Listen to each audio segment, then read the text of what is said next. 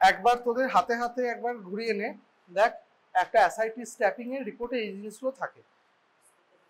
তাহলে তোদের প্রথমেই জানতে হবে যখন আমরা অ্যাসআইটি স্ট্যাপিং করছি ডেফিনেটলি তার অ্যাসাইটিস থাকতে হবে। তাহলে আমাদের বুঝতে হবে অ্যাসাইটিস কোন কোন কেসে হয়, তাই তো? দু একটা আমাকে নাম ধাম বল।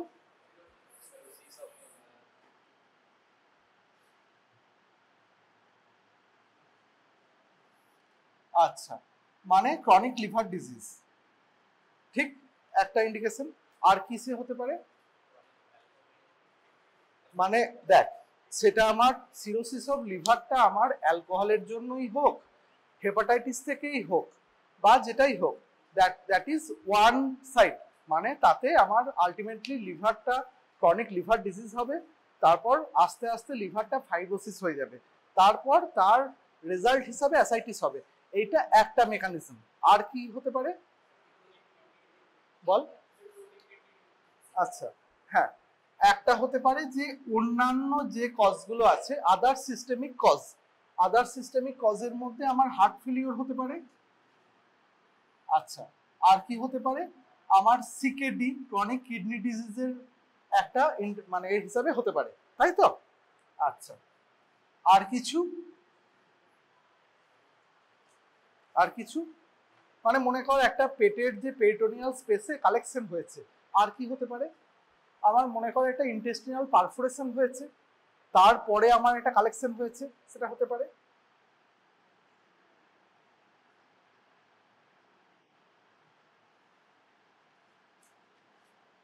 ঠিক আছে, আর কি হতে পারে?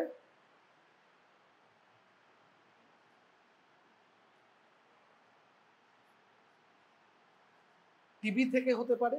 হ্যাঁ, আচ্ছা, এই ধরনের আরো বিভিন্ন কজ আছে।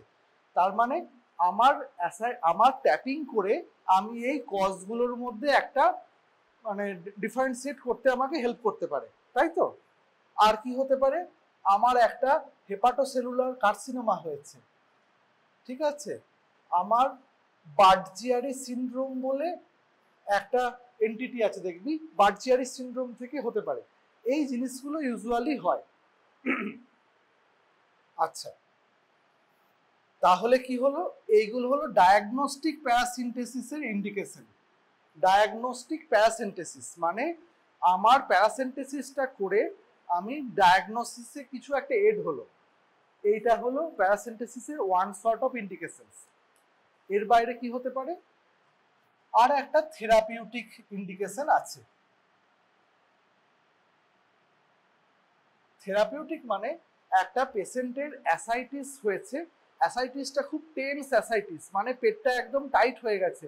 আজকে তুই আর এরা দুজন ক্লাস করতে এসেছিল, ওদেরকে একটা পেশেন্ট দেখালাম যার পেটটা ফুলে টাইট হয়ে আছে, ঠিক আছে?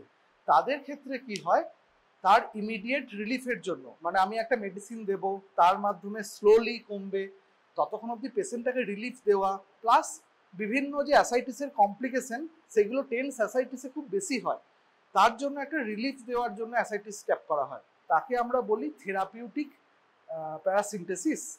থেরাপিউটিক ইন্ডিকেশন যে কোনো কজেতেই যদি টাইট হয়, ডায়াগনস্টিক না, পেশেন্টটাকে কমফোর্ট দেওয়ার জন্য আমরা অ্যাসাইটিস স্ট্যাপ করছি, দ্যাট ইজ থেরাপিউটিক ইন্ডিকেশন। ঠিক আছে, আমার ইন্ডিকেশনটা পরিষ্কার হলো? আচ্ছা,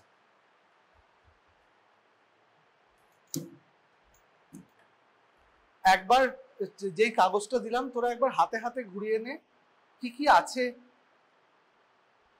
কার কাছে গিয়ে থামলো, একবার জাস্ট চোখে দেখে নে। এগুলো সবকিছু খুব বেসিক জিনিস, তোরা এটা পরে বহুবার পড়বি।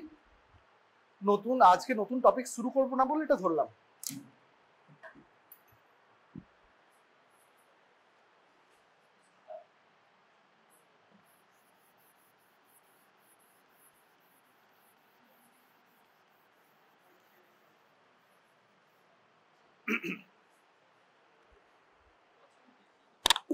এরপর কি আসছে?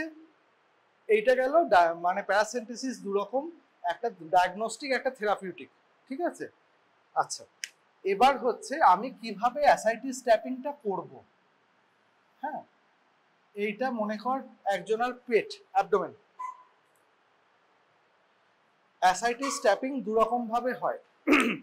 একটা আমরা ব্লাইন্ড করি, মানে যার অনেকটা অ্যাসাইটিস আছে, আমার পার্টিকুলারলি কোনো জায়গায় লোকেটেড নয়, মানে ওভারঅল সব জায়গাতেই আছে, যেখানেই আমি দেবো সেখান থেকেই পাবো, সেইগুলোকে বলে মানে আনগাইডেড। ব্লাইন্ড মানে আনগাইডেড, মানে কোনো গাইডেন্স ছাড়া করা, যেটা আমরা যার জন্য সাইট ফাইট পড়াবো।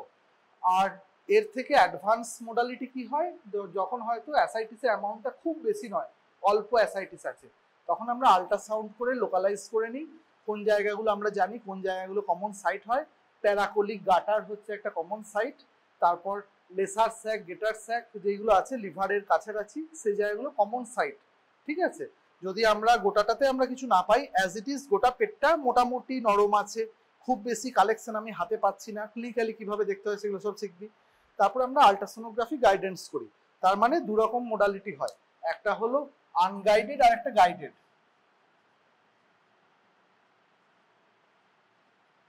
আর একটা আল্ট্রাসাউন্ড গাইডেড। আল্ট্রাসাউন্ড গাইডেডটা তোদের এত পড়ার দরকার কিছু নেই, ওটা একটা টেকনিক্যাল স্কিল, পরে তোদের শেখাবো। এখন যেটা আমাদের আনগাইডেড, তার জন্য কিছু কমন সাইট আছে, আমরা যেই সাইটগুলো থেকে ট্যাপ করি। সবার আগে যেটা দেখতে হয়, আমাদের অ্যান্টেরিয়র সুপিরিয়র ইলিয়াক স্পাইন আর আম্বেলিকাস, তাকে কানেক্ট করে একটা ইমাজিনারি লাইন আমরা ড্র করি, তার মধ্যে সেটাকে আমরা তিনটে পার্টে ভাগ করি। এই যে জাংশন অফ 2/3 1/3, উপর দিক থেকে 2/3, নিচের দিক থেকে 1/3, এই জাংশনটা একটা সেফ সাইড। ঠিক আছে, লেফট রাইট সাইডে যদি আমাদের মানে আমাকে যদি জিজ্ঞেস করা হয় what are the common sites of ascites tapping, তাহলে most common and unguided tapping এর জন্য সেফেস্ট সাইট একটা হলো যে 2/3 1/3 junction connecting umbilicus and anterior superior iliac spine, right side. কেন না, আমার এখানে লার্জ গার্ডটা টার্ন হয়ে যায়। ঠিক আছে, মানে লার্জ গার্ডটা এইভাবে শুরু হয়, এইদিকে আমার, যদি তুই এই একই সাইডে যাবি সেখানে আমার রেকটাম পাবি, এই রেকটাম না সরি, ওই সিগময়েড কোলন পাবি। এই পাশটায় মানে সিগময়েডের মানে অ্যাসেন্ডিং কোলনটা একটু ওপরে থাকে, মানে যেই জায়গায় আমার লার্জ গার্ড স্মল গার্ড জাংশনটা হয়, সেটা একটু সেফ জায়গায় থাকার জন্য এখানে কোনো মেজর ভিসেরা থাকে না, এই জন্য আমরা আনগাইডেড করার জন্য 2/3 1/3 জাংশনটাকে প্রেফার করি একটা রাইট সাইডে, তাই তো, কারণ লেফট সাইডে তো আমার সিগময়েড আছে, তো লেফট সাইডে পারবো না, রাইট সাইডে যেতে হবে। আর কোন কোন সাইড প্রেফার্ড, যদি এই জায়গাটাতে আমি না পাই, সেকেন্ড হচ্ছে আমার রাইট প্যারাকোলিক গাটার। হ্যাঁ, এটা একটা রাইট প্যারাকোলিক গাটার, এটা একটা প্রেফার্ড সাইট। কেন, in compare to left paracolic gutter, right paracolic gutter is deeper. ওই এই দিকের যে প্যারাকোলিক গাটারটা আর একটু ডিপ হয়, তার জন্য ওখানে কালেকশনের অ্যামাউন্টটা বেশি হয়। ইউজুয়ালি এইগুলো আমাদের প্রেফার্ড সাইট। এই দুটো সাইটে না পেলে তখন থার্ড হচ্ছে লেফট প্যারাকোলিক গাটারে আমরা করতে পারি। ঠিক আছে, তাহলে কি হলো, আনগাইডেডের জায়গা কোনটা কোনটা হলো, এই তিনটে জায়গা হলো, বুঝতে পারলি?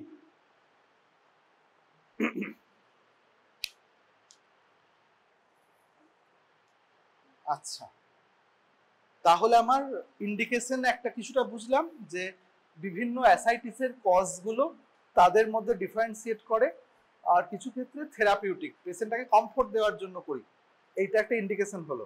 2 নম্বর হলো সাইট, কি কোন কোন জায়গায় করব।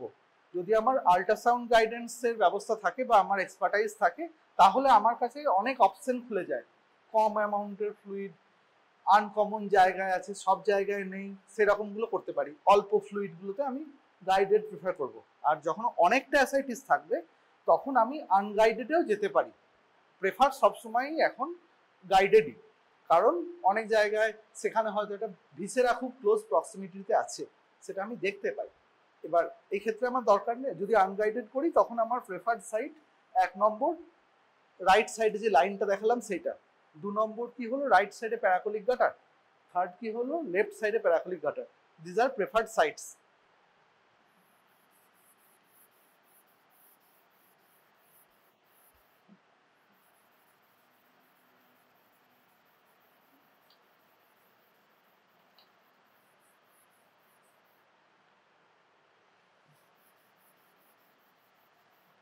আচ্ছা,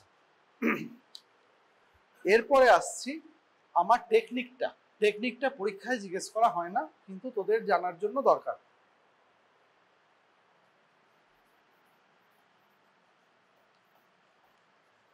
টেকনিকে মনে রাখবি সব সময় মানে যা কিছু প্রসিডিওর করতে হয়, যেখানে আমি একটা বডি ফ্লুইডকে অ্যাক্সেস করছি, বাইরে থেকে আমি বডি ফ্লুইডকে অ্যাক্সেস করছি, সেখানে আমার অ্যান্টিসেপটিক টেকনিকটা খুব ইম্পর্টেন্ট। ঠিক আছে, আমার proper hand hygiene, proper hand wash, তারপর তাকে স্টেরিলাইজেশন, তারপর ডবল গ্লাভিং, এই জিনিসগুলো গেল আমার দিকের প্রিকশন। ঠিক আছে, 2 নম্বর হলো আমি যেই সাইডটাতে আমি অপারেট করব বা যাব, সেই সাইডটাকে আমাকে প্রপারলি ক্লিন করতে হবে। সেই সাইডটাকে মনে কর আমার এই পেশেন্টের পেটে আমি এখানে ঢুকবো, আমি ঠিক করেছি এই জায়গাটাকে আমি এই জায়গা দিয়ে আমি অ্যাপ্রোচ করব।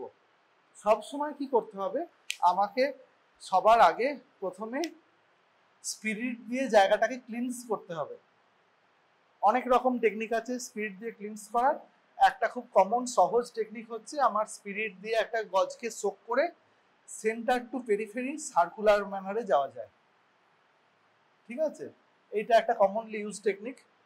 আমি গজটাকে সোক করলাম, দিয়ে যেই জায়গাটায় আমি ঢোকাবো, যেখান দিয়ে আমি অ্যাপ্রোচ করব, সেখানে প্রথমে বসালাম, তারপর আস্তে আস্তে আস্তে আস্তে সার্কুলার ওয়েতে আমি আস্তে আস্তে চারপাশের দিকে গেলাম। এইটা একটা টেকনিক হয়। আবার একটা টেকনিক হয়, আমি মনে কর এই সাইডে দেখাচ্ছি, এইখান থেকে অ্যাপ্রোচ করব। আমি প্রথমে গজটাকে একদম প্রপারলি সেভ করে নিলাম, গজটাকে দিয়ে আমি এই ফ্যাশনে গেলাম। ঠিক আছে, তারপরে গজটাকে উল্টো করে নিলাম, যে দিকটা ক্লিন করেছি তার অপোজিট এন্ডটা, উল্টো সাইডটা ধরলাম, উল্টো সাইডটাকে ধরে এই ফ্যাশনে গেলাম। প্রথমে মনে কর আমার গজটা এরকম রয়েছে, গজটা ধরে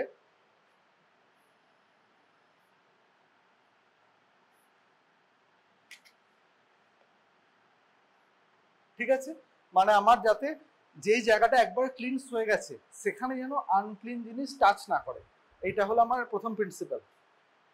তারপর কি করব, তারপর আমার এখানে কাট সিট পাওয়া যায়, মানে বিভিন্ন রকম উইন্ডো শেপের পাওয়া যায়, সেই রকম কাট সিট দিয়ে বাকিটাকে আমি কভার করব।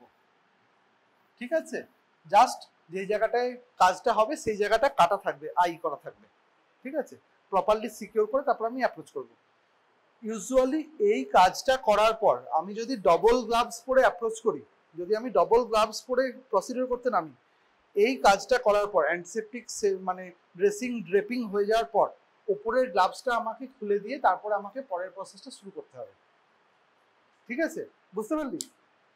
যদি আমি ডবল গ্লাভিং ইউজ করি, দুটো গ্লাভস পরে শুরু করি, এই ধোয়া মোছার কাজটা করার পর ওপরের গ্লাভসটাকে আমাকে রিমুভ করতে হবে, তারপর আমি ভেতরের গ্লাভসটা পরে অ্যাপ্রোচ করব। এইটা একটা পদ্ধতি। আর অথবা যেটা আমরা ইউজুয়ালি কস্ট কনস্ট্রেনের জন্য কি করি, আমরা প্রথম পার্টটাকে হয়তো হাতেও করে দিই, তারপরে চাপিয়ে তারপরে আমরা গ্লাভসটা পরলাম হাত পরিষ্কার করে। কিভাবে কোন জায়গায় কাজ করছিস, তার রিসোর্স কিরকম, তারা কতটা স্টেরিলিটি মেনটেন করে, এর ওপর ডিপেন্ড করে আমরা এই জিনিসটা চুজ করি। হলো আমার ড্রেসিং ড্রেপিং, এটাকে বলে ড্রেসিং অ্যান্ড ড্রেপিং।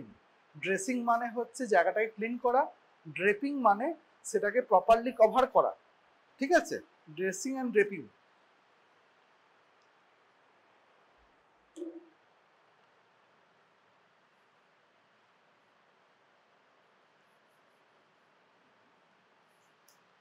এরপর আমি সেই জায়গাটাতে আমি মানে ঢুকবো। ঢোকার জন্য আমরা কি করি, আমরা অনেক রকম নিডল ইউজ করতে পারি, ডিপেন্ড করছে আমার টার্গেট, মানে পেশেন্টটার স্কিন সাবকিউটেনিয়াসের থিকনেস কতটা, হ্যাঁ, বারে বারে প্যারাসেন্টেসিস করা হয়েছে নাকি ফার্স্ট টাইম করছি, কতটা ডিপে আমাকে ঢুকতে হবে, তার ওপর ডিপেন্ড করে আমরা অনেক জিনিস চুজ করতে পারি।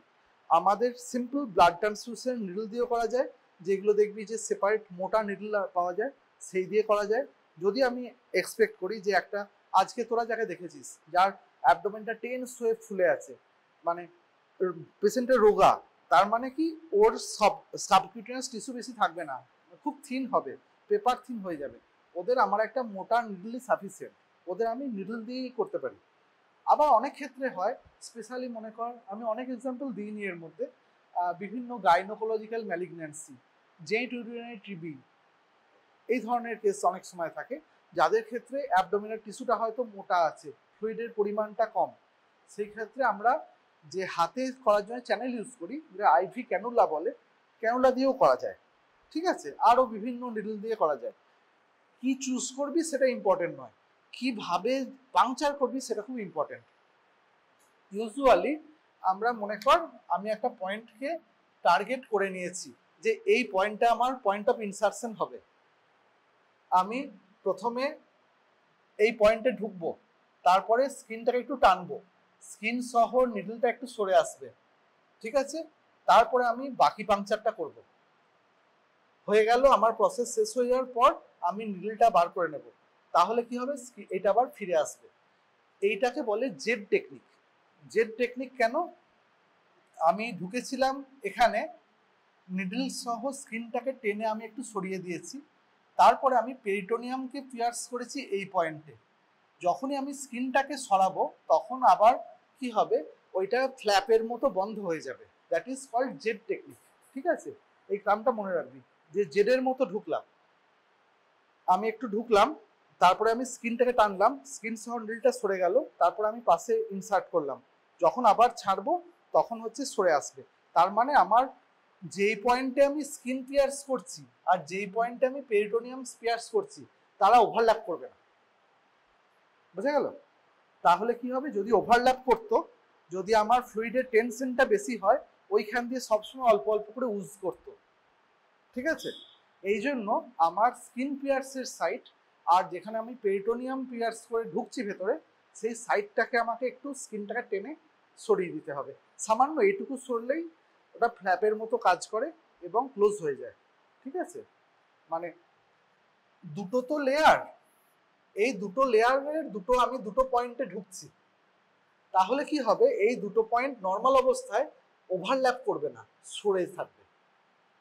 স্কিন পিয়ার্স করেছি পয়েন্ট এ তে, তারপরে যখন আমি এই পাশে টানলাম তখন এ পয়েন্টটা বি পয়েন্টের কাছে সরে চলে এসেছে, বি পয়েন্টে এই অবধি আমার ঢোকা ছিল, ঠিক আছে, এইখানে ঢুকেছিলাম, বি পয়েন্টে সরে এলো, আমি বি পয়েন্টে স্কিনটাকে এই পেরিটোনিয়াম পিয়ার্স করলাম, যখন আমি স্কিনটা ছেড়ে দেব তখন এই পয়েন্টটা তো সরবে না, সরবে ওপরের পয়েন্টটা, এটা ফিরে আবার এখানে ফিরে আসবে, তার মানে আমার দুটো এন্ট্রি পয়েন্ট সেপারেট হয়ে গেল।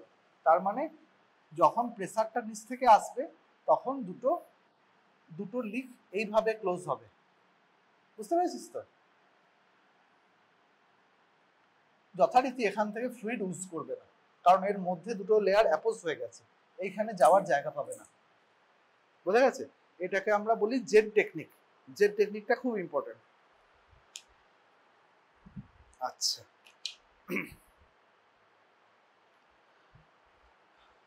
হলো, এই অবধি বুঝতে পেরেছিস তো? এবার আমি রিপোর্টটাকে নিয়ে কি করব? হ্যাঁ,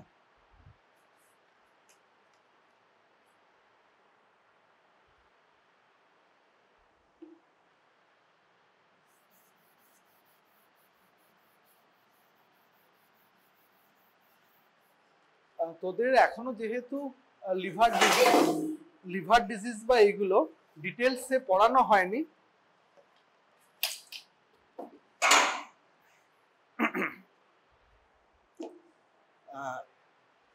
লিভার ডিজিজের পেশেন্টে কেন অ্যাসাইটিস হয়, ঠিক আছে, তার কারণ হলো পোর্টাল হাইপারটেনশন বলে একটা ফেনোমেনন আছে। পোর্টাল হাইপারটেনশন বলে একটা বস্তু হয়, তার জন্য লিভার ডিজিজে তোর অ্যাসাইটিসটা হয়, ঠিক আছে।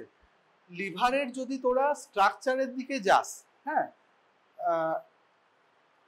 দেখবি একটা হেক্সাগোনাল স্ট্রাকচার আমরা লিভারের ড্র করি, যেই হেক্সাগনের সেন্টারে থাকে সেন্ট্রাল ভেন, ঠিক আছে, দেখেছিস হয়তো তোরা ছবিটা, আর একটা এন্ডে থাকে পোর্টাল ট্রায়াড, হ্যাঁ, কারণ এখানে কে থাকে, তিনটে জিনিস থাকে,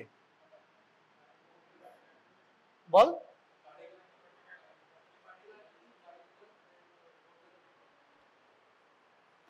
এখানে থাকে পোর্টাল পোর্টাল ভেনের একটা মানে লাস্ট ফ্র্যাগমেন্টটা একটা আগে পৌঁছায়, ঠিক আছে।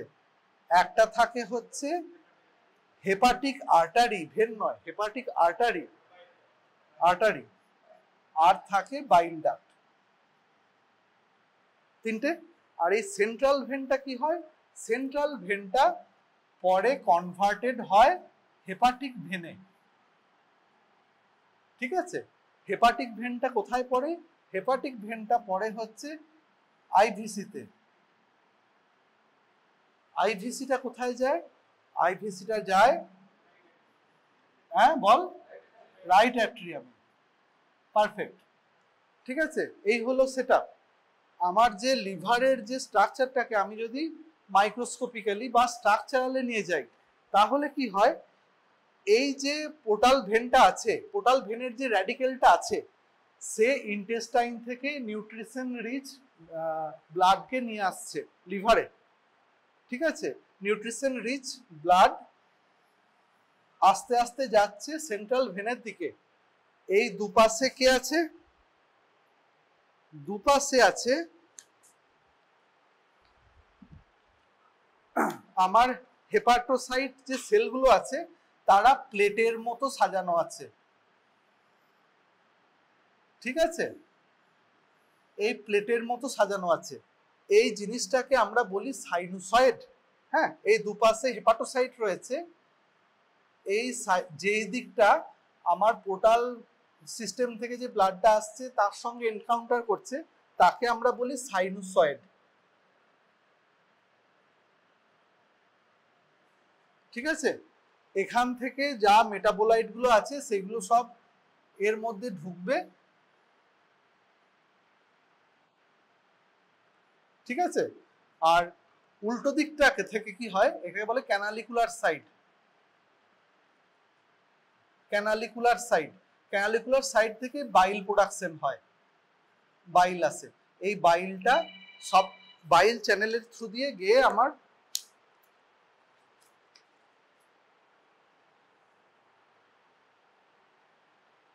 হ্যালো, হ্যাঁ বলুন।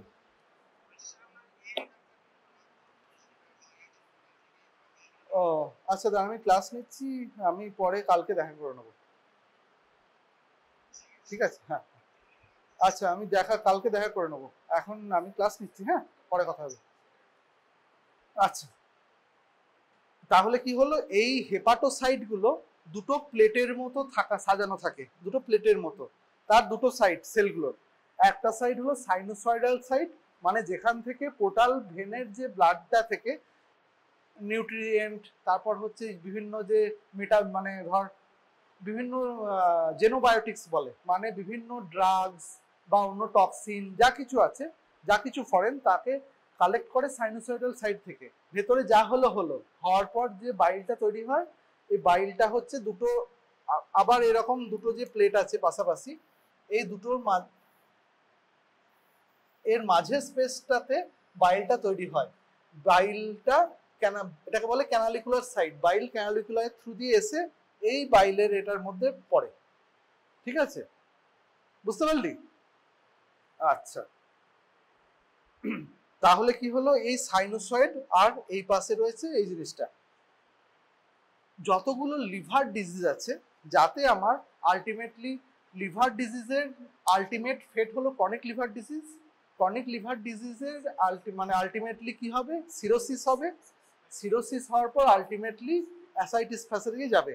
এইগুলোতে কি হয়, এই ইন্টার সাইনোসয়েডাল এরিয়াটাতে, এই জায়গাটাতে চাপ সৃষ্টি হয়, ঠিক আছে। এই জায়গাটার মধ্যে কি হয়, ফাইব্রোসিস হয়, এখানে বিভিন্ন জায়গায় সেল ডিস্ট্রাকশন এবং রিজেনারেশনের ফলে এই বাইলের ফ্লোটা ইউজুয়ালি খুব স্মুথ হয়। লো প্রেসার সিস্টেম, মানে কম প্রেসারেই ব্লাড পোর্টাল ভেন থেকে সেন্ট্রাল ভেন বা হেপাটিক ভেনের দিকে যায়, কিন্তু এমনভাবে ডিজিজটা লিভারকে চেঞ্জ করে, এই ফ্লোটাকে সহজে হতে দেয় না, ফ্লোটা রেস্ট্রিক্টেড হয়, মানে due to destruction of hepatocytes and regeneration of হেপাটোসাইটের জন্য এই ফ্লোটা হ্যাম্পার্ড হয়, ফ্লোটা স্মুথ হয় না, ফ্লোটা আটকে আটকে হয়। আটকালেই কি হবে, প্রেসার বাড়বে, দ্যাট ইজ পোর্টাল হাইপারটেনশন, খুব সহজে বললে এটাই হলো পোর্টাল হাইপারটেনশন। যদি আমার রাস্তাটা এরকম সুন্দর হাইওয়ের মতো হয়ে থাকতো তাহলে খুব ইজিলি ট্রাফিক চলে যেত, কিন্তু না, আমার কিছু জায়গায় ডিজেনারেটিভ নডিউল হয়েছে, একটা বিল্ডিং উঠেছে, এখানে একটা বিল্ডিং উঠেছে, হ্যাঁ, গিয়ে করেছে কি আমার এই ফ্লোটাকে সহজে আর হতে দিচ্ছে না, রেজিস্ট্যান্স তৈরি করছে। ঠিক আছে, মানে ডিউ টু আর্কিটেকচার, মানে চেঞ্জ ইন হেপাটিক আর্কিটেকচার, এর মধ্যে প্রেসারটা বিল্ড আপ হয়। এটা হলো পোর্টাল হাইপারটেনশন। সঙ্গে সঙ্গে কি হয়, এইটা তো বেসিক্যালি একটা এন্ডোথেলিয়াম লাইন, একটা ব্লাড ভেসেলের মতোই স্ট্রাকচার। ঠিক আছে, একদম আমাদের ব্লাড ভেসেলে যেমন এন্ডোথেলিয়াম থাকে, এখানেও এন্ডোথেলিয়াম থাকে। এটা as good as blood vessel. এই জায়গাটার ওপর এমন ভাবে ড্যামেজ হয় যে এই যে লাইনটা ছিল আমার, এই লাইনটা না যেন ইনসুলে, মানে তার পাশে ফাইব্রোসিস হয়ে যায়, একে ঘিরে ঘিরে ফাইব্রোসিস হয়ে যায়, দিয়ে চারপাশ থেকেও চাপ সৃষ্টি হয়। এই জিনিসটাকেই আমরা, যেটা আমি খুব সহজভাবে বললাম, এটাকেই আমরা বলি পোর্টাল হাইপারটেনশন। ঠিক আছে, এই জিনিসটাই পোর্টাল হাইপারটেনশন।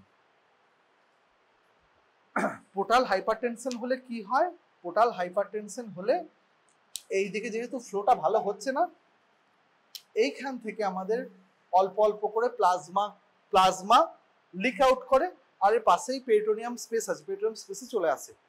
মনে কর একটা হোস পাইপ দিয়ে জল যাচ্ছে, ট্যাপের দিকটা খোলা আছে, তুই অন্য সাইডটাকে চেপে ধরেছিস, তার মধ্যে তোর ওই হোস পাইপে 2-3টে ফুটো আছে, ছোট ফুটো, তুই চাপ দেওয়ার জন্য কি হলো, ওটা প্রেসার বেড়ে ওখান থেকে জল লিক আউট করছে। একদম এই জিনিসটাই হচ্ছে লিভারের মধ্যে হচ্ছে। ঠিক আছে, তাহলে আমার অ্যাসাইটিসের যে জলটা, সেটা কি, বেসিক্যালি প্লাজমাটা আসছে কোত্থেকে, আমার যেহেতু হোস পাইপের যে এন্ডটা দিয়ে জলটা বেরিয়ে যাওয়ার কথা, মানে হেপাটিক ভেনে পড়ে যাওয়ার কথা, কোনো কারণে ওই এন্ডটাকে কেউ ধরে নিয়েছে, তার ফলে কি হচ্ছে, ভেতরে পোর্টালের যে সাইনোসয়েডটার মধ্যে প্রেসার বিল্ড আপ হচ্ছে, তার ফলে সাইনোসয়েড থেকে ফ্লুইড ডিসপার্স হয়ে হয়ে আমার থার্ড স্পেস, অ্যাসাইটিস স্পেসটাকে আমরা বলি থার্ড স্পেস, ঠিক আছে, সেখানে জমা হচ্ছে। এইটা হলো অ্যাসাইটিস। ঠিক আছে, এটা হলো সিএলডির অ্যাসাইটিস। অন্যান্য অ্যাসাইটিসের মেকানিজম আলাদা। ঠিক আছে, এবার এইটাকেই আমরা, এই যে জিনিসটা ডিসকাস করলাম, এটা প্যাথোজেনেসিস, এটাকেই আমরা রিপোর্টের মধ্যে পাবো, রিপোর্টটাকে অ্যানালাইজ করে পাবো। ঠিক আছে, বোঝা গেল পোর্টাল হাইপারটেনশন মানে খুব সহজভাবে বললে এরকম ব্যাপারটা। তাহলে আমি কার ট্যাপিং করব, কিভাবে ট্যাপিং করব, কোথায় ট্যাপিং করব, আমার টেকনিক কি আছে, এগুলো বুঝে গেছি। এবার হচ্ছে আমি ট্যাপিংটা করলাম। ঠিক আছে, আমার প্রথমেই কি দেখছি, দেখ প্রথমেই এটা হাতে হাতে যখন ঘুরবে তখন দেখবি, প্রথমেই কি পাই আমরা, সার্টেন একটা ভলিউম লাগে, 15 থেকে 20 ml সাফিসিয়েন্ট, ওই জলটার উপরই সব টেস্ট করে দেওয়া যায়, সেটা একটা ভলিউম লেখা আছে, খুব একটা কোনো তার ইম্পর্টেন্স নেই। সেকেন্ড পার্টেই দেখবি আমি একটা জায়গায় রেখেছি। ঠিক আছে, তার কালারটা আমাকে অনেক কিছু বলে দিতে পারে। হ্যাঁ, এই কালারটা ইউজুয়ালি এর নর্মাল কালার হয় স্ট্র কালারের। স্ট্র মানে একদম পেল ইয়েলো, খুব ফ্যাকাসে একটা ইয়েলো, মানে সেটা পরিষ্কার সাদাও নয় আর ডিপ হলুদও নয়, একটা হালকা কালার আছে। ঠিক আছে, এবার কি হবে, যদি আমার জন্ডিস খুব বেশি থাকে একটা পেশেন্টের, তাহলে ওই ফ্লুইডেও আসবে, সেই ক্ষেত্রে আমি কিন্তু ডার্ক ইয়েলো কালারের পেতে পারি, 1 নম্বর। 2 নম্বর কি, আমি যখন এটা ট্র্যাপটা করেছি, হতে পারে আমার ট্যাপিং সাইডের কাছাকাছি একটা ছোট ব্লাড ভেসেল থেকে গেছিল, করার সময় আমি ব্লাড ভেসেলটাকে ইনজুরি করে ফেলেছি, তার জন্য ব্লাড আসতে পারে। আবার ব্লাড অনেক কারণে আসতে পারে, হয়তো আমার কোনো একটা ম্যালিগনেন্সি এইসব কিছু আছে, কোনো জায়গায় হয়তো ভেসেল রিলোড করেছে, তার জন্য আমি ব্লাড পেতে পারি। ঠিক আছে, আরবিসি আসতে পারে, সেটা ইম্পর্টেন্ট নয়, ইম্পর্টেন্ট কথাটা এবার পরে বলছি। যদি টিউবারকুলার প্লুরাল এফিউশন হয় বা কোনো কারণে প্লুরাল ফ্লুইডটার মধ্যে প্রোটিন কন্টেন্ট খুব বেশি থাকে, তাহলে কি হবে, প্রোটিন কন্টেন্টটা থাকতে থাকতে এখানে একটা কোয়াগুলামের মতো তৈরি করতে পারে। কোয়াগুলাম মানে কি, তোরা দেখেছিস হয়তো বিভিন্ন বায়োকেমিস্ট্রি টেস্টের সময়, একটা প্রোটিন রিং এর মতো বা কিছু একটা জিনিস ফ্লোট করে করে করে করে বেড়ায়, দ্যাট ইজ কল্ড কোয়াগুলাম। ঠিক আছে, কোয়াগুলাম বোঝায় যে আমার প্রোটিন কন্টেন্ট খুব বেশি। আচ্ছা, আর কি হতে পারে? মনে কর বিভিন্ন রকম ইনজুরি বা ম্যালিগন্যান্সির কারণে আমার তো এখানে থোরাসিক ডাক্ট কাজ দিয়ে যায়, থোরাসিক ডাক্ট বা লিম্ফ্যাটিক ডাক্টে একটা ইনজুরি হয়েছে, তখন আমার কি হবে, ওখানে আমার পুরো লিম্ফটা অ্যাসাইটিক ফ্লুইডের মধ্যে পাবো, তখন কি হবে, মিল্কি হোয়াইট পাবো। ঠিক আছে, কিছু কিছু ক্ষেত্রে আমি কি পাই, ইনফেকশন থাকলে হামেশাই একটা টার্বিড পাওয়া যায়। টার্বিড মানে হচ্ছে তোর হলুদ গোলা জলের মতো, বুঝতে পেরেছিস, মানে একটা পার্টিকুলার ম্যাটার যেন ভেসে বেড়াচ্ছে, দ্যাট ইজ টার্বিড। এই জিনিসগুলো, এই ফিজিক্যাল অ্যাপিয়ারেন্সটা আমাকে কিছু জিনিসের ইন্ডিকেশন দেয়, কিন্তু কনফার্ম করে না, জাস্ট ইন্ডিকেশন দেয়। বুঝতে পারলি অ্যাপিয়ারেন্স থেকে কি বুঝবো? আচ্ছা, প্রথম পার্টটা কি গেল, ফিজিক্যাল অ্যাপিয়ারেন্স। ফিজিক্যাল অ্যাপিয়ারেন্স থেকে এই জিনিসগুলো আমরা বুঝতে পারি। তারপরে কি আছে, আমার বায়োকেমিক্যাল প্যারামিটার্স। বায়োকেমিক্যাল, ঠিক আছে, ফিজিক্যাল প্যারামিটার্স,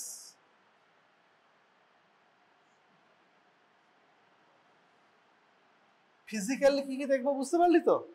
এরপরে আসছে বায়োকেমিক্যাল। বায়োকেমিক্যালটাই মেন, এটাই তোদের পরীক্ষায় বারবার জিজ্ঞেস করবে। হ্যাঁ, আচ্ছা, বায়োকেমিক্যালের মধ্যে দেখা হয় মেনলি দুটো এন্টিটি। হ্যাঁ, তোদের পরীক্ষার জন্য দুটো এন্টিটি মেনলি লাগবে, একটা হলো অ্যালবুমিন, আর একটা হলো প্রোটিন, টোটাল প্রোটিন। এই দুটো প্যারামিটার দেখতে হয়। এটা কিভাবে দেখবো আমি সেটা পরে বলছি, সবচেয়ে ইম্পর্টেন্ট জিনিসটা আমি লাস্টে বলবো। হ্যাঁ, এছাড়া কি দেখা যায়, অ্যাডা বলে একটা জিনিস দেখা হয়। হ্যাঁ, অ্যাডাটা হচ্ছে একটা সফট ইন্ডিকেশন টুয়ার্ডস টিউবারকুলোসিস। যদি টিউবারকুলোসিস থাকে, এই অ্যাডা মানে অ্যাডিনোসিন ডিয়ামাইনেজ, এইটার ইউজুয়ালি বাড়ে। এর কাট অফ কি আছে না আছে এর মধ্যে এখন যাওয়ার দরকার নেই, শুধু এইটুকু জেনে রাখ যে ইন প্রেজেন্স অফ টিবি এই জিনিসটা বাড়তে পারে। ঠিক আছে, আসল পয়েন্টে আসিনি আমি এখনো, আসল পয়েন্ট হচ্ছে এই দুটো, লাস্টে বলছি। আচ্ছা, এছাড়া কি হয়, এছাড়া আমার টিসিডিসির একটা রোল আছে। টিসিডিসি মানে আমরা ব্লাডে যেমন টোটাল কাউন্ট ডিফারেন্সিয়াল কাউন্ট করি, এখানেও আমরা টোটাল কাউন্ট ডিফারেন্সিয়াল কাউন্ট করি। যদি আমাদের নর্মালি কি হয়, এই অ্যাসাইটিক ফ্লুইডে, নর্মাল অ্যাসাইটিক ফ্লুইডে সেল কাউন্টটা খুব কম, টোটাল কাউন্টটা খুব কম থাকে। আমি তোদের এক্স্যাক্ট কাট অফ এখন বলছি না, কারণ তোরা এখন অনেক ছোট, জাস্ট শুরু করার জন্য আইডিয়া দিচ্ছি।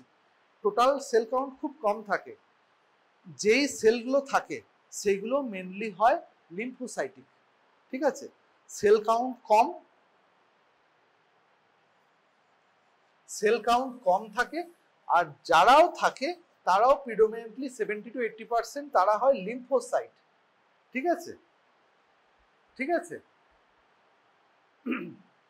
এবার কি হয়, যদি আমার অ্যাসাইটিক ফ্লুইডটা থাকতে থাকতে ইনফেক্টেড হয়ে যায়, হ্যাঁ, তখন কি হবে, ইনফেকশন বা ইনফ্লামেশনে নিউট্রোফিল মাইগ্রেশন হয়, এবং তখন হচ্ছে কাউন্টটা অনেক বেড়ে যায়।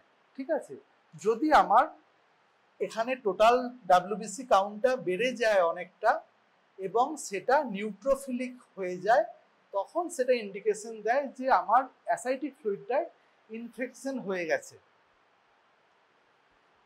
ঠিক আছে, আমি এই অবধিই বলছি আজকে। ইনফেকশনের দু রকম হয়, একটাকে বলে spontaneous infection, spontaneous bacterial peritonitis, মানে যেখানে আমার কোনো পেটের মধ্যে কোনো ফুটো ফাটা কিছু হয়নি, এমনি এমনি জলটা থাকতে থাকতে ইনফেক্টেড হয়ে গেছে, তাকে বলে স্পন্টেনিয়াস ব্যাকটেরিয়াল পেরিটোনাইটিস। ঠিক আছে, এই কোথায় কোথায় এখানকার অ্যাসাইটিক ফ্লুইডের যে ইনফেকশন,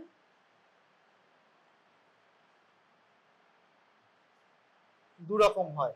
একটাকে বলে স্পন্টেনিয়াস, মানে অ্যাসাইটিসটা অনেকদিন ধরে আছে, থাকতে থাকতে ইনফেক্টেড হয়ে গেছে, দ্যাট ইজ স্পন্টেনিয়াস। তার ডেফিনেশন কি, তার ট্রিটমেন্ট কি, কজ কি, কেন হয়, এইগুলো সব তোদের পড়াবো পরে, এখন যাচ্ছি না। আর এক রকম কি হয়, মনে কর ইন্টেস্টিনাল অবস্ট্রাক, এই মানে আমার ইন্টেস্টাইনের মধ্যে একটা প্রবলেম ছিল, ইন্টেস্টাইনের মধ্যে পারফোরেশন হয়েছে, ফুটো হয়ে গেছে, ইন্টেস্টিনের কন্টেন্ট বেরিয়ে এসে অ্যাসাইটিস ফ্লুইডটা তৈরি করেছে। সেইটা হলো আরেক ধরনের, তাকে আমরা বলি সার্জিক্যাল পেরিটোনাইটিস। মানে কোনো একটা সার্জিক্যাল কজ আছে আন্ডারলাইন, সেখান থেকে আমার ইন্টেস্টাইনের কন্টেন্ট বেরিয়ে এসে এটা করেছে, ঠিক আছে, তাকে বলে সার্জিক্যাল পেরিটোনাইটিস বা সেকেন্ডারি পেরিটোনাইটিসও বলে, সেকেন্ডারি বা সার্জিক্যাল, ঠিক আছে। বুঝতে পারলি? এইগুলো দেখে আমরা কিছুটা বুঝতে পারি। আচ্ছা, আর এখানে কি হয়, আমার গ্রাম স্টেন, সিএস এগুলো করা যায়, মানে যদি আমার ইনফেকশন হয়ও তাতে অর্গানিজম কি আছে, একরকম অর্গানিজম আছে না 2-3 রকম অর্গানিজম আছে, এই কি রকম, ভালো না খারাপ, সেগুলো ব্যাপার আছে। ইউজুয়ালি যেগুলো থাকতে থাকতে ইনফেকশন হয়ে যায় স্পন্টেনিয়াস, সেগুলো ইউজুয়ালি একরকম ব্যাকটেরিয়া দিয়ে ইনফেকশন করে, 2-3 রকম পাবি না।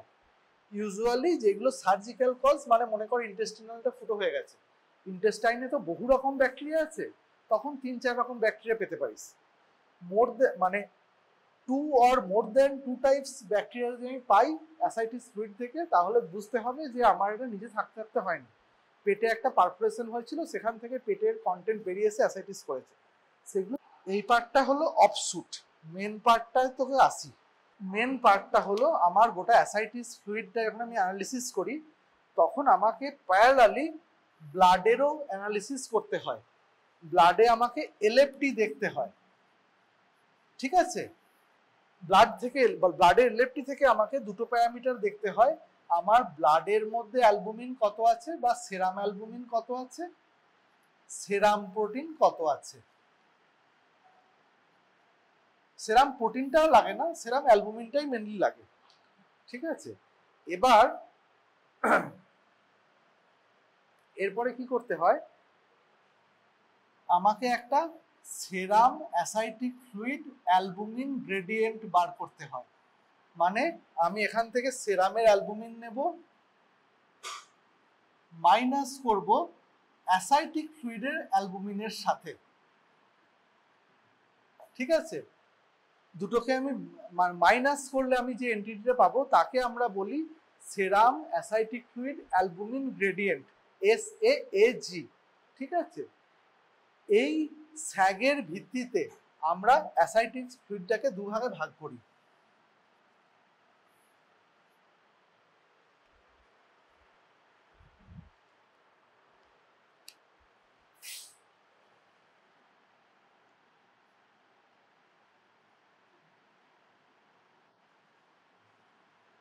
ঠিক আছে, অ্যাসাইটিক ফ্লুইডের ইন্টারপ্রিটেশন করতে দেখ, আমি ওই জন্য তোদের একটা মাত্র পাতা দিইনি, আমি একটা বাঞ্চ দিয়েছিলাম। কেন না, প্রথম বাঞ্চ পাতাতে অ্যাসাইটিক ফ্লুইডের রিপোর্টগুলো লেখা আছে, পরের পাতাতে বাকি যেগুলো বললাম সেই রিপোর্টগুলো লেখা আছে, লাস্ট পাতায় দেখবি একটা এলএফটি রিপোর্ট দেওয়া আছে, কারণ উইদাউট এলএফটি রিপোর্ট আমি অ্যাসাইটিসের ইন্টারপ্রিটেশন করতেই পারবো না, ঠিক আছে।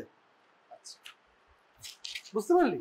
কারণ আমার সেরামের অ্যালবুমিনটা তো আমার লাগবে, তবে না আমি দুটোকে মাইনাস করতে পারবো, তবে না আমি বলতে পারবো স্যাগ কত। আমাদের প্রথমে কি হয়, এই স্যাগের ভিত্তিতে দুভাগে ভাগ করা হয়, হাই স্যাগ অ্যাসাইটিস আর লো স্যাগ অ্যাসাইটিস।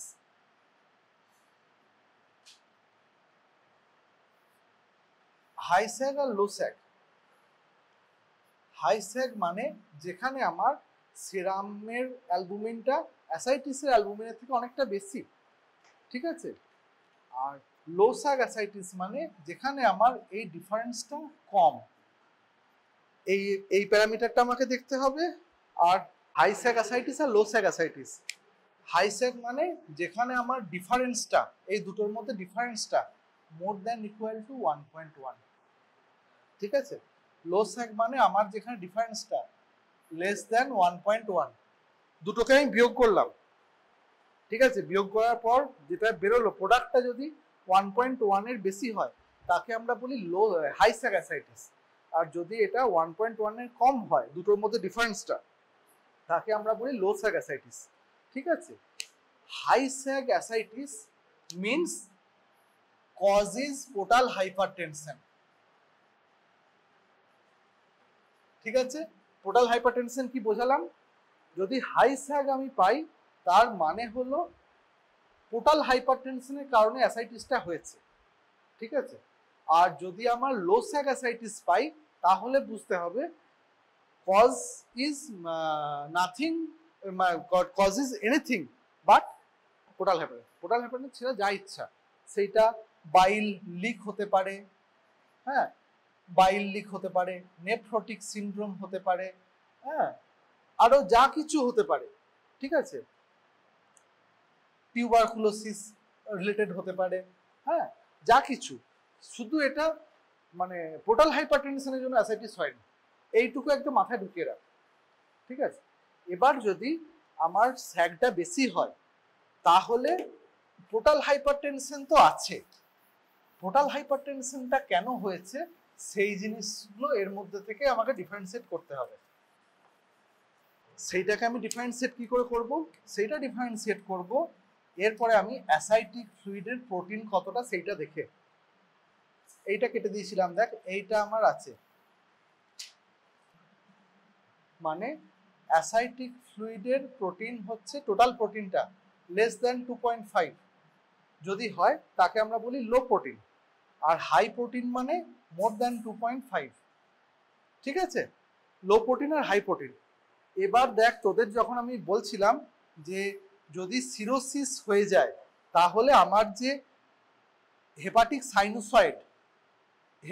সাইনুসয়েড যেখান থেকে আমার জলটা বেরোয় তার পাশে ফাইব্রোসিস হয়ে গিয়ে একটা সুন্দর তারের পাশে যেমন একটা তারকে যেমন এভাবে আমরা করি না, কভার করি না, সেরকম একটা সুন্দর কভার পড়ে গেছে।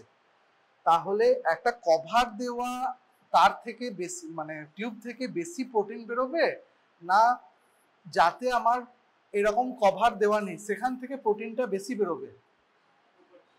হ্যাঁ, ওপরেরটায় প্রোটিন বেশি থাকবে, তার মানে কি সিরোসিস, তার মানে নিচেরটায় প্রোটিন কম থাকবে, তো তার মানে কি হলো আমার সিরোসিসটায় প্রোটিনটা লো হবে, অ্যাসাইটিক প্রোটিন লো হবে, ঠিক আছে, সিরোসিস, ঠিক আছে, বুঝতে পারলি? আর সিএলডির আর পোর্টাল হাইপারটেনশনের সেই ভ্যারাইটিগুলোতে আমরা প্রোটিনটা বেশি পাবো অ্যাসাইটিক ফ্লুইডে যেখানে সিরোসিস নেই, তার মানে বিভিন্ন কার্ডিওলজিক্যাল কজ যেগুলো আছে, হ্যাঁ, আর এছাড়া কার্ডিওলজিক্যাল বেশ কিছু কজ পাবি, কার্ডিওলজিক্যাল কজগুলো দেখবি এই হাই প্রোটিন ক্যাটাগরির মধ্যে পড়বে। আর একটা জিনিস আছে বার্চিয়ারি সিনড্রোম, আর্লি স্টেজে হচ্ছে আর্লি স্টেজে হাই প্রোটিন থাকে, পরে লো প্রোটিন হয়ে যায়, ওই জিনিসগুলো পরে আস্তে আস্তে করবি, তোরা জাস্ট ব্রিফটুকু মনে রাখ, মানে আমি ততটুকুই তোদের বলছি যেটুকু তোরা এখন বুঝতে পারবি। এই স্কিম অফ এক্সামিনেশনটা বুঝতে পারলি আমি কিভাবে দুটোকে ডিফারেন্সিয়েট করলাম, এটা পোর্টাল হাইপারটেনশন, ওটা হচ্ছে আদার দেন পোর্টাল হাইপারটেনশন। পোর্টাল হাইপারটেনশনকে আমি দুভাগে ভাগ করব, লো প্রোটিন হাই প্রোটিন। লো প্রোটিন কাদের, যাদের ক্ষেত্রে হচ্ছে আমার সাইনোসয়েডটাকে ফাইব্রোসিস দিয়ে এনকেসড করা আছে, প্রোটিন বেরোবার স্কোপ পাচ্ছে না, মানে সিরোসিস। আর হাই প্রোটিনটা কাদের, যাদের ক্ষেত্রে আমার এই রাস্তাটা পরিষ্কার আছে, আমার ভালো করে ওয়্যারিং করা বা কেসিং করা নেই, সেইটা কোন কজ, কার্ডিওলজিক্যাল কজ। এইটুকু সবচেয়ে খুব সহজভাবে বললাম, এর মধ্যে আরো নিটিগ্রিটি আছে, সেগুলো আস্তে আস্তে যাবো।